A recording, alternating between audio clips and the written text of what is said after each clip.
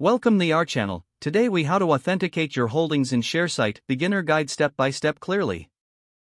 To authenticate your holdings in Sharesight, start by visiting the Sharesight website. Log into your existing Sharesight account using your registered email and password. Once logged in, navigate to the dashboard where you manage your portfolio. Locate the section titled Holdings or Portfolio to view your current investments. Click on the option to add holding if your investments are not already displayed. Select the asset class of your holding, such as stocks, ETFs, or cryptocurrencies. If you are adding stocks, enter the ticker symbol in the provided search bar. Choose the correct company from the search results that appear. Enter the details of your holding, including the number of shares and the purchase date. If applicable, adjust the currency and purchase price before proceeding. For existing holdings, select the holding you wish to authenticate from your portfolio list. Review the details of the selected holding to ensure accuracy. If the details are correct, navigate to the authentication section or option. Follow the prompts to link your brokerage account, ensuring secure connection. Provide the necessary credentials to authenticate your brokerage account.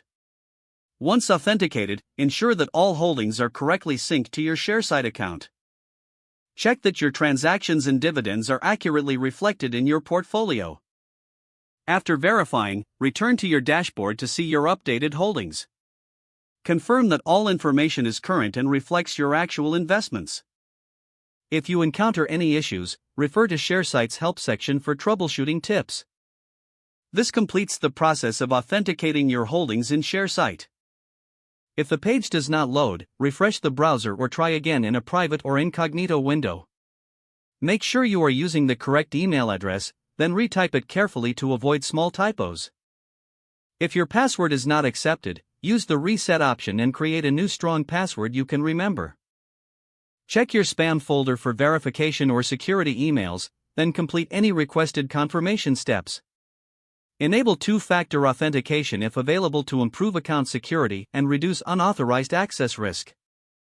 After signing in, review your profile details so your contact information and settings are accurate and current.